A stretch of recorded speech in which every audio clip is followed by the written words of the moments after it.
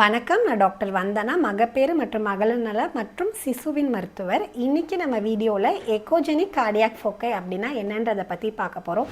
நிறைய பேர் வந்து 5th மந்த் ஸ்கேன் இல்லாட்டி ஃபீட்டல் எக்கோ ஸ்கேன் பண்ணிட்டு வந்து அதில் எக்கோஜெனிக் ஃபோக்கைன்னு மென்ஷன் பண்ணியிருக்காங்க டாக்டர். அப்படின்னா என்ன, அதுக்கு நம்ம பயப்படணுமா அப்படின்றத பற்றி கேட்குறீங்க. ஸோ எக்கோஜெனிக் ஃபோக்கை அப்படின்னா என்னென்னா, நம்ம ஒரு ஹார்ட் வந்து நம்ம மசில்ஸால் உண்டானது. ஹார்ட்டில் வந்து 4 சேம்பர்ஸ் இருக்கும்.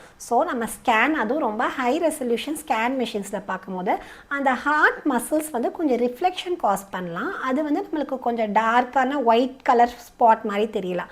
அதுதான் நம்ம டாக்டர்ஸ் வந்து எக்கோஜெனிக் ஃபோக்கை அப்படின்னு மென்ஷன் பண்ணுவாங்க.